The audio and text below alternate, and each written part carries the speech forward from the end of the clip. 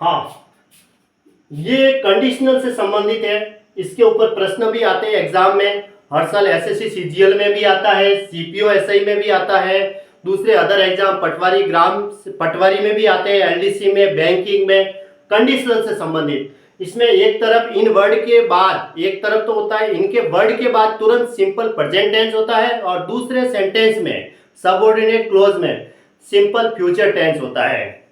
तो देखो नोट, यदि वाक्य में, देखो वाक्य इफ, यदि वाक्य if, when, as long as, until, unless, as soon as, in case, before, after से स्टार्ट हो तो इनके बाद सिंपल प्रेजेंट टेंस तथा सबऑर्डिनेट क्लोज में सिंपल फ्यूचर टेंस का प्रयोग होता है।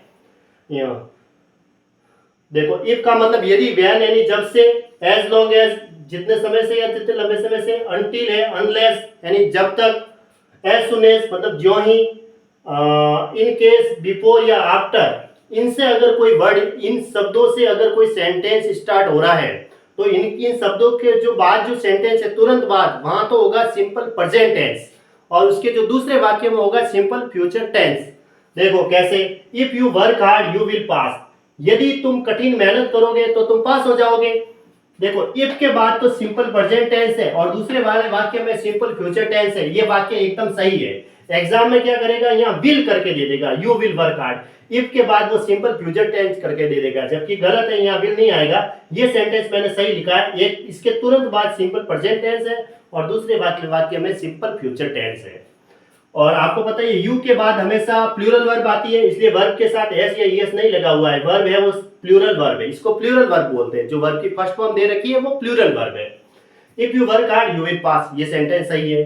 दूसरा, until he comes I will wait for him, जब तक वह नहीं आएगा तब तक मैं इसका इंतजार करूंगा। तो अंटिल के बाद देखो सिंपल प्रेजेंट टेंस है, अंटिल के बाद सिंपल प्रेजेंट टेंस है और दूसरे वाले वाक्य में क्या है, सिंपल फ्यूचर टेंस है। विल प्लस वर्ब की फर्स्ट फॉर्म है ना, विल प्लस वर्ब की फर्स्ट फॉर्म दूसरे वाले वाक्य में, तो ये सेंटेंस सही है। एग्जाम में यहाँ विल करके दे देगा, या यहाँ विल करके दे देगा तो वो गलत होगी, क्योंकि अंटिल के बाद तो सिंपल प्रेजेंट टेंस रखना है और दूसरे वाले वाक्य में सिंपल फ्यूचर टेंस रखना है। जैसे ये, if you meet him now, यदि तुम अब उससे मिलोगे तो ही में एडवाइज यू, वह तुम्हें सलाह देगा। देखो यहाँ एडवाइज है, ये वर्ब होती है, एडवाइज है ना, ADVISE। मे के बाद वर्ब की फर्स्ट फॉर्म आई है, मे मॉडल्स है, ये वर्ब की फर्स्ट फॉर्म आती है एडवाइज यू, है ना। तो इफ के बाद क्या है, सिंपल प्रेजेंट टेंस है और दूसरे वाले वाक्य में मे प्लस वर्ब की फर्स्ट फॉर्म है, तो वो सिंपल फ्यूचर टेंस है। जैसे और ये भी सेंटेंस सही है, और लिखा मैंने, इफ यू ओबे योर सुपेरियर्स, यदि तुम अपने सुपेरियर की आज्ञा का पालन करोगे, ओबे करोगे यानी आज्ञा का पालन करोगे, you will not come to grip, तो तुम्हें कोई तकलीफ नहीं होगी, तुम्हें कोई दुख नहीं होगा, वो वाली बात है। तो इफ के बाद क्या है, सिंपल प्रेजेंट टेंस है।